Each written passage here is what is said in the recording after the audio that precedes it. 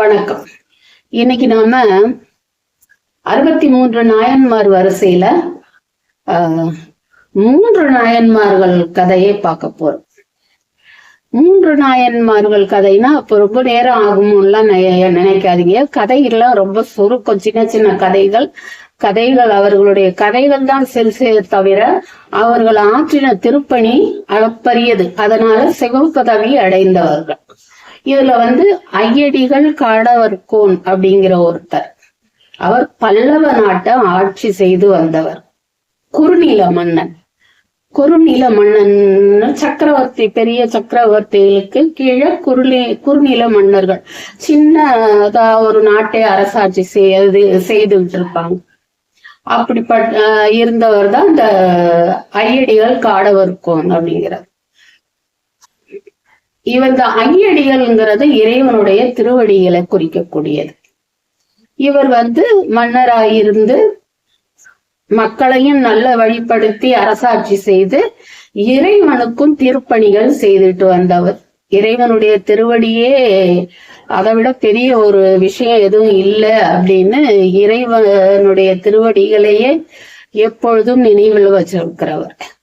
இப்படி இருந்தவருக்கு ஒரு சமயம் என்ன தோணுதுன்னா, நம்ம இன்னும் நல்லபடியா சிவனாருக்கு தொண்டு செய்யணும்னாக்கா அதுக்கு நம்முடைய அரச பதவி இடைஞ்சலா இருக்கும் அப்படின்னு கருதி தன்னுடைய அரசு ஆட்சி உரிமைய தன்னோட மகன் கிட்ட கொடுத்துட்டு ஊர் ஊரா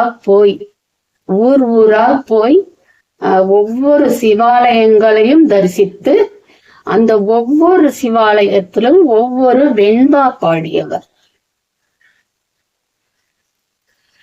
இப்படி பாடல் மூலம் இறைவனை மகிழ்விக்கணும்னு நினைக்கிறவங்க அரசாட்சியை பெருசா நினைக்க மாட்டாங்க இல்லையா? அந்த மாதிரி அவர் தன்னுடைய அரசு பதவியை மகனுக்கு ஒப்புவிச்சுட்டு இவர் ஒவ்வொரு திருத்தலமா போய் இறைவனை சேவித்து அங்கங்க ஒவ்வொரு கோவில்லையும் ஒவ்வொரு வெண்பா பாடி இதன் மூலம் சிவ பதவியை அடைஞ்சவர், சிவலோக வாழ்க்கையை பெற்றவர். ஐயடிகள் காடவர்கோன் அப்படிங்கிறவர் நாயனாரான கதை இது.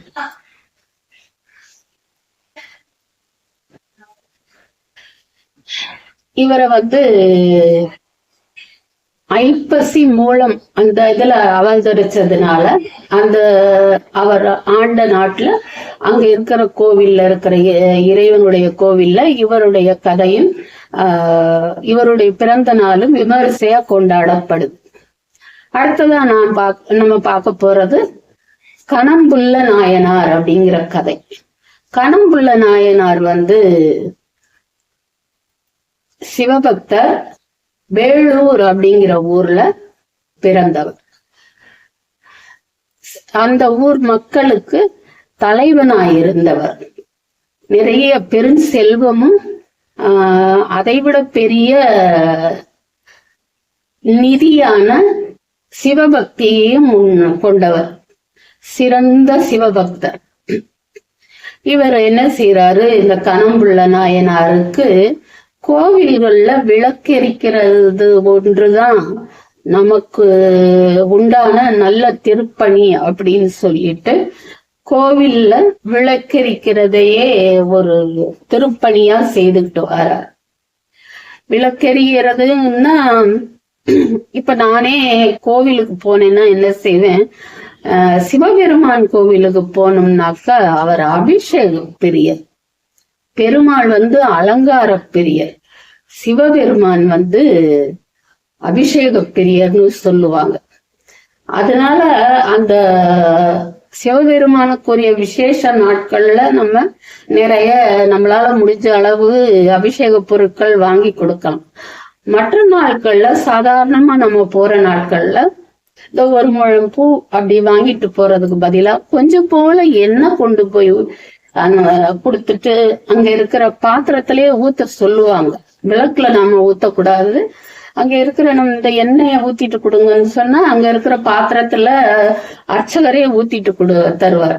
அப்படிப்பட்ட பழக்கம் தான் எனக்கு இருந்துச்சு. அப்படி ஒரு தடவை நான் எண்ணெய் கொண்டு போய் கொடுத்துட்டு விநாயகர் கோவில்ல சாமியை தரிசிக்கும் போது அவர் அந்த அர்ச்சகர் சொன்னார், மத்த பெண்களை கூப்பிட்டு, அம்மா இந்த மாதிரி ஆளாளுக்கு பூவை வாங்கிட்டு வந்து கொடுக்குறீங்க, அது 5 நிமிஷத்துல காஞ்சு போயிருது, ஊதுபத்தியும் அதுவும் நிறைய அலமாரியில அடுக்கி வச்சிருக்கு, இந்த மாதிரி எண்ணெய் வாங்கிட்டு வந்து கொடுத்தீங்கன்னா விளக்கேற்றுறதுக்கு நல்லது அப்படின்னு சொன்னார்.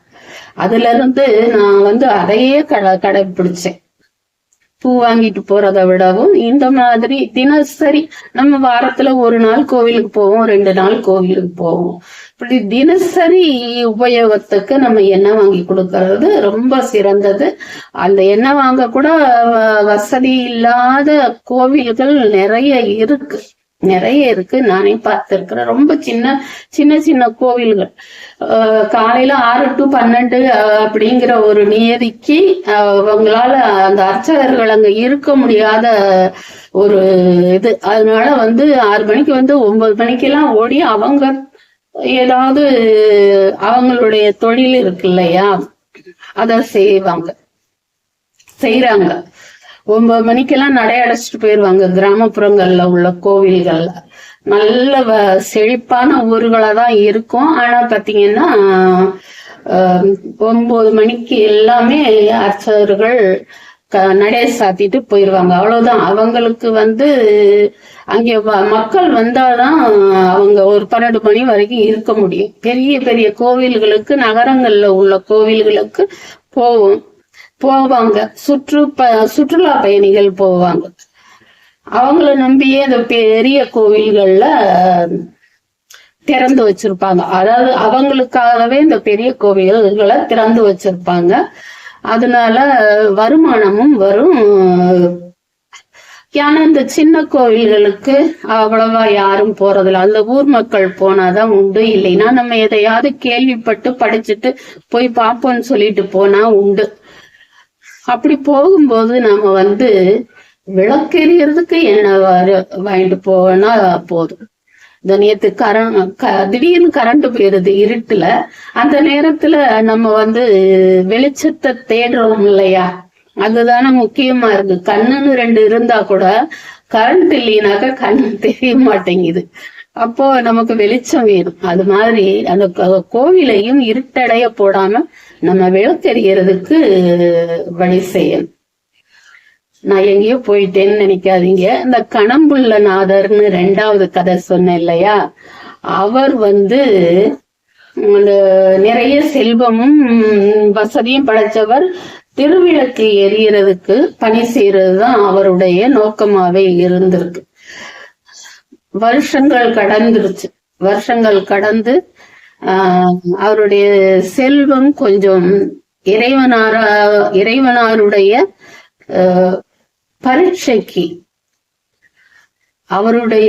பரீட்சைக்காக அவருடைய செல்வங்கள் கொஞ்சம் கொஞ்சமா குறைஞ்சு அவருக்கு வருமானம் இல்லாம போயிடுது. அதனால யார்கிட்டயாவது விளக்கெரிய எண்ணெய் வாங்க பைசா காசுன்னு கேக்குறதுக்கு அவருக்கு வெக்கமா இருக்கு. அதனால என்ன பண்றாரு, அவர்கிட்ட இருந்த அந்த சொந்த வீடு அப்புறம் இருந்த கொஞ்சம் நஞ்ச பொருட்களையும் வித்துட்டு அவர் வந்து தில்லையம்பலத்துக்கு போயிடுறார். தில்லையம்பலத்துக்கு போய்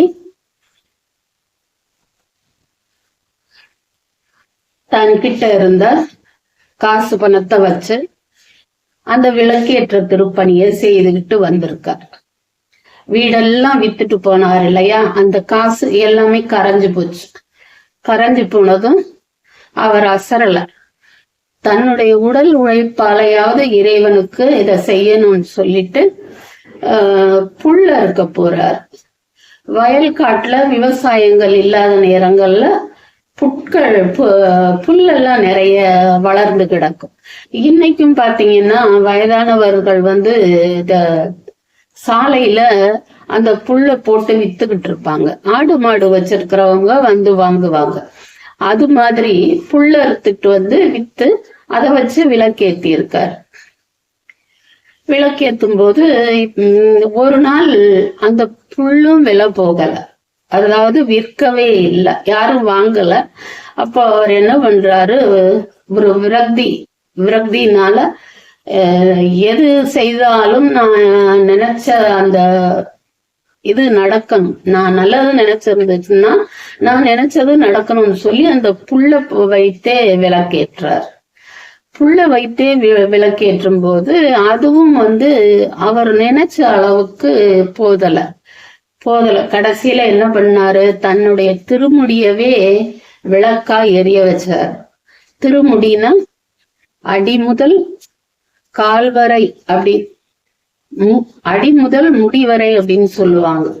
இத முடி அப்படின்னு சொல்லுவாங்க. நம்ம இத முடின்னு சொல்றதுக்கு இல்ல, பொதுவா தலையவே முடின்னு தான் சொல்லுவாங்க. ராஜ ரிஷி அப்படின்னு சொல்லக்கூடிய விஸ்வாமித்ர மகரிஷி தன்னுடைய உடலையே விளக்குல திரியாக்கி எரிய வச்ச காயத்ரி அந்த மந்திரம் உண்டானது அவர் செய்ததுதான். அப்போ தன்னுடைய உடலையே திரியாக்கி எரிய வச்சாரு. கணம்புள்ளநாதர் தன்னுடைய முடியவே விளக்காக்கி எரிய வைக்கிறார். இறைவனுடைய சன்னதிக்குள்ள வெளிச்சம் இருந்தா போதும் அப்படிங்கிற எண்ணத்துல தன்னுடைய முடியவே விளக்காக்கி எரிய வைக்கிறார். அத்தோட இறைவன் அவருக்கு முக்தி அளிச்சு சிவபதவி தந்து அங்கே அழைச்சுக்கிறார்.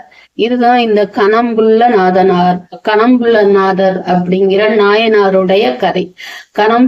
அந்த புல்ல அறுத்து அவரு தன்னுடைய வசதியெல்லாம் போன பிறகும் புல்லறுத்து விளக்கேற்றினதுனால அவருக்கு கணம்புள்ளர் அப்படிங்கிற பேர். இவர் நாயனாரான கதை இது. கார்த்திகை மாசம் கார்த்திகை நட்சத்திரம் இவருக்கு விசேஷம் நடக்குது. இவர் பிறந்தது வேலூர்ல, முக்தி அடைஞ்சது தில்லையம்பலத்தில். அடுத்த கதையை பார்ப்போமா? கணநாதர், அது கணம்புள்ள நாயனார். இது கணநாதர் அப்படிங்கிற ஒரு சிவனடியார். எப்பவும் சிவனுக்கு தொண்டு செய்யறதே தன்னுடைய வேலையா வச்சுக்கிட்டு தொண்டு செய்துகிட்டு இருக்கார். தொண்டு செய்யறது அப்படின்னா என்னன்னா, இன்னைக்கு பார்த்தாலே தெரியும். உழவார பணிங்கிற பேர்ல போய் ஒவ்வொரு சிவாலயங்களையும் எல்லா கோவில்களையுமே ஒவ்வொரு கோவிலுக்கும் இந்த உழவார பணி செய்ய ஆட்கள் இருக்காங்க. போய் அங்க இருக்கிற இதெல்லாம் சுத்தப்படுத்தி விளக்கேத்துறது, பூஜை செய்யறது, முக்கியமா வேலையாட்களை விட்டு செய்ய வேண்டிய வேலையெல்லாம் இந்த உழவார பணியில இருக்கிறவங்க சேர்றவங்க போய் செய்துட்டு வர்றதும் அதுதான் தொண்டு. இந்த மாதிரி இவர் தொண்டு செய்துகிட்டு வர்றார் இந்த கணநாதர் அப்படிங்கிறவர். இவரை பார்த்து நிறைய பேரு தொண்டு செய்ய விரும்பி அப்படித்தான் இந்த உழவார பணியிலையும் நிறைய பேர் சேருவாங்க. இந்த கணநாதர் கிட்ட சேர்றாங்க தொண்டு செய்யறதுக்கு. அப்ப அவங்களுக்கு எல்லாருக்கும் வேலைகளை பிரிச்சு கொடுக்கிறார். நந்தவனத்தை பராமரிக்கிறது. அப்பெல்லாம் கோவில்கள்ல நந்தவனம் நிறைய இருக்கும். அரண்மனையில நந்தவனம் இருக்கும், கோவில்ல நந்தவனம் இருக்கும். அங்க இருக்கிற இறைவனுக்கு தேவையான பூக்கள் அந்த நந்தவனத்திலேயே கிடைச்சிரும். இப்போ சில கோவில்கள்ல சின்னதா அழகா, சின்ன கோவிலா இருந்தாலும் சுத்தி சின்னதா தோட்டம் அமைக்கிறாங்க. ஆனா அதுல எல்லாம் வர்ற பூவெல்லாம் இறைவனுக்கு பத்தாது. அதுக்குன்னு ஒரு பெரிய தோட்டமும் மலர்களும் கிடைக்கணும். அந்த மாதிரி இருந்தாதான் அந்த நந்தவனம் இருக்கிறதுல விசேஷம். சில பூ விக்கிறவங்க எல்லாம் பாத்தீங்கன்னா இறைவனுக்கு அவங்களாவே முன் மாலைகள் கொடுக்கறவங்க எல்லாம் இருக்கிறாங்க. இப்பவும் கூட இதுதான் தொண்டு. நான் பார்த்திருக்கேன், பூ மாலையெல்லாம் கொண்டு கொடுப்பாங்க. இது மாதிரி அவர் என்ன செய்யறாரு, அந்த கணநாதர் எல்லாருக்கும் வேலைகளை பிரிச்சு கொடுக்கிறார். நந்தவனத்தை பராமரிக்கிறது, பூக்களை பறிக்கிறது, மாலை கட்டுறது, திருமுறை ஓதுறது, இதெல்லாம் ஒவ்வொருத்தருக்கும் ஒவ்வொரு பணி பிரிச்சு கொடுக்கிறார்.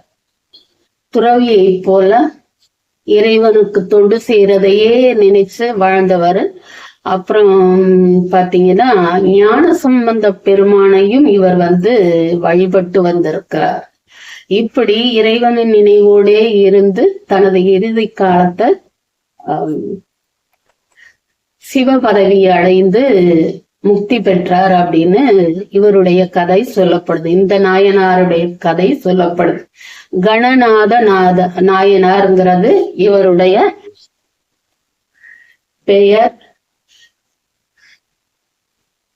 நினைவு தெரிந்த நாள்ல இருந்து இறைவனையே வழிபட்டு வந்ததுனால இவருக்கு முக்தி கிடைச்சது.